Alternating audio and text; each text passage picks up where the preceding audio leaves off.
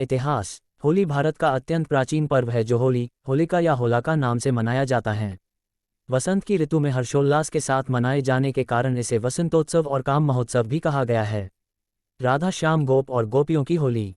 इतिहासकारों का मानना है कि आर्यों में भी इस पर्व का प्रचलन था, लेकिन अधिकतर यह पूर्वी भारत में ही मनाया जाता था। इस पर्व का वर्णन अनेक पुरातन धार्मिक पुस्तकों में मिलता है।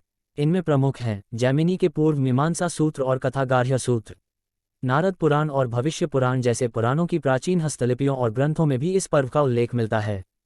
विंध्य क्षेत्र के रामगढ़ स्थान पर स्थित ईसा से 300 वर्ष पुराने एक अभिलेख में भी इसका उल्लेख किया गया है। संस्कृत साहित्य में वसंत ऋतु और वसंतोत्सव अनेक कवियों के प्रिय विषय रहे हैं। सुप्रसिद्ध मुस्लिम पर्यटक अल-बरूनी ने भी अपने ऐतिहासिक यात्रा संस्मरण में होलिकोत्सव का वर्णन किया है। भारत के अनेक मुस्लिम कवियों ने अपनी रचनाओं में इस बात का उल्लेख किया है कि होलिकोत्सव केवल हिंदू ही नहीं मुसलमान भी मनाते हैं। सबसे प्रामाणिक इतिहास की तस्वीरें हैं मुगल काल की और इस काल में होली के किस्से उत्सुकता जगाने वाले हैं। अकबर का जोधाबाई के साथ तथा जहांगीर का नूरजहां के साथ होली खेलने का वर्णन मिलता है। अलवर संग्रहालय के एक चित्र में जहांगीर को होली खेलते हुए दिखाया गया है। शाहजहां के समय तक होली खेलने का मुगलिया अंदाज ही बदल गया था। इतिहास में वर्णन है कि शाहजहां के ज़माने में होली को ईद गुलाबी या आबे पाशी रंगों की बौछार कहा जाता था। अंतिम मुगल बादशाह बहादुर शाह जफ़र के बारे में प्रसिद्ध है कि होली पर उनके मंत्री उन्हें रंग लगाने जाया करते थे।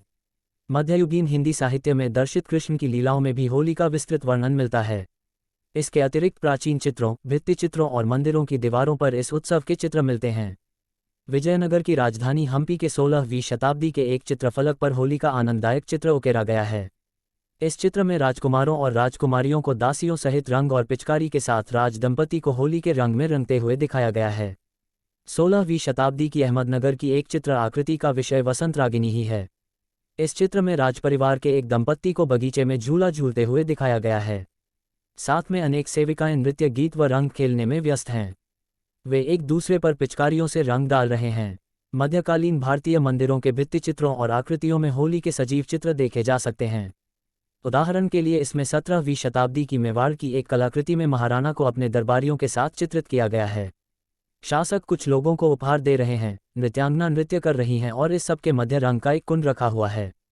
बूंदी से प्राप्त एक लघुचित्र में राजा को हाथी दांत के सिंहासन पर बैठा दिखाया गया है जिसके गालों पर महिलाएं गुलाल मल रही हैं।